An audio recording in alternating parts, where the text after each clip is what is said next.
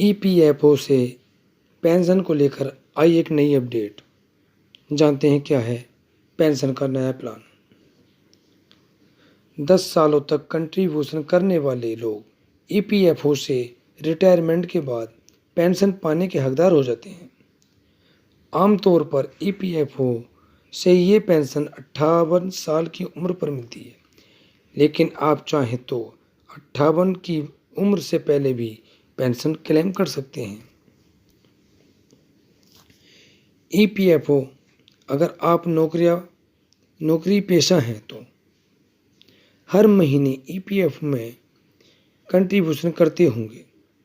लगातार 10 सालों तक कंट्रीब्यूशन करने वाले लोग ईपीएफओ से रिटायरमेंट के बाद पेंशन पाने के हकदार हो जाते हैं। आमतौर पर ईपीएफओ से ये पेंशन 58 साल की उम्र पर मिलती है।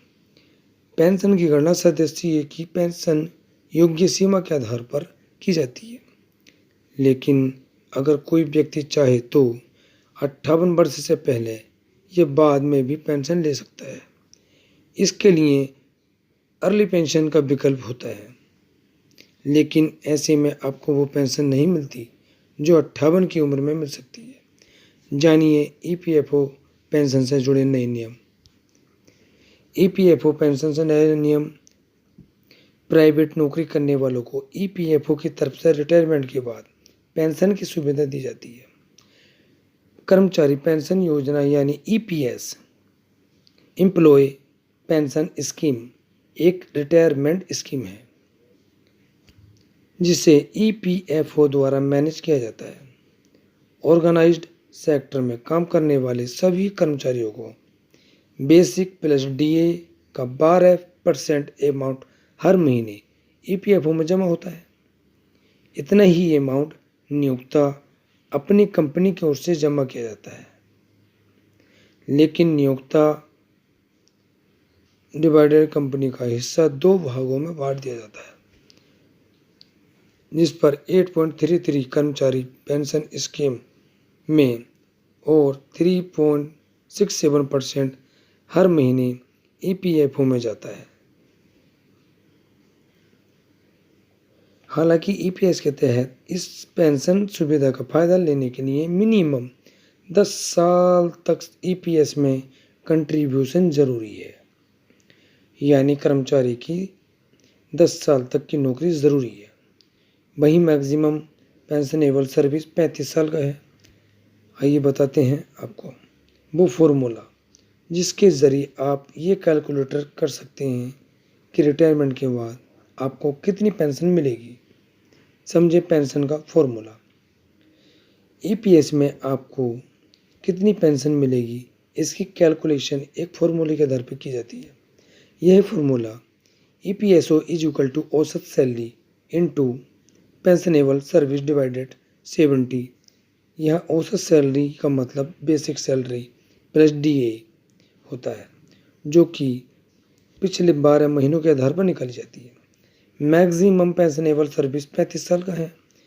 पेंशन योग्य वेतन अधिकतम 15,000 रुपये है।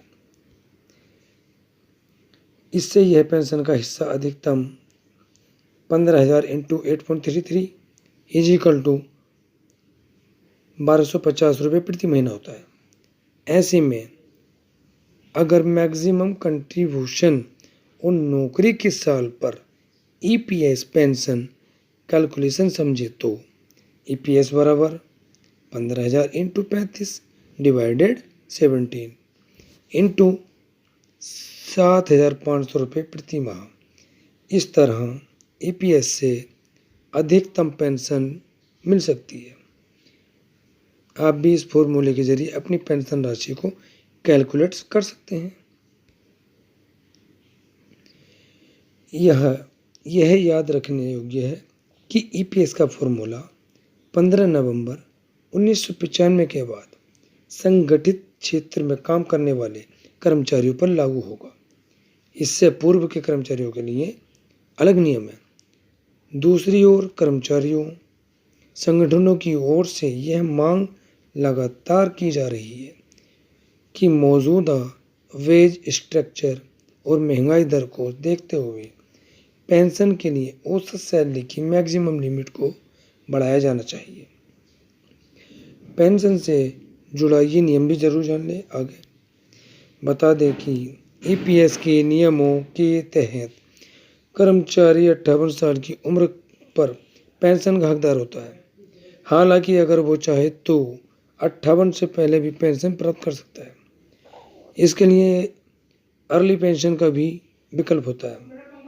इसके तहत 50 साल के बाद पेंशन प्राप्त की जा सकती है। लेकिन ऐसे में आप 58 साल की उम्र से जितने पहले पैसा निकालेंगे आपको हर साल के लिए 4% की दर से पेंशन घटकर मिलेगी। मान लीजिए कि आप 56 वर्ष की आयु में मासिक पेंशन निकालते हैं तो आपको मूल पेंशन राशि का 92% अमाउंट ही पेंशन के तौर पर दिया जाएगा। वहीं अगर आप 58 के बजाय 60 साल की उम्र में पेंशन लेना शुरू करेंगे तो आपको सामान्य पेंशन राशि के मुकाबले 8% ज़्यादा पेंशन के रूप में मिलेंगे। इसमें हर साल के लिए 4% की दर से पेंशन बढ़कर मिलेगी।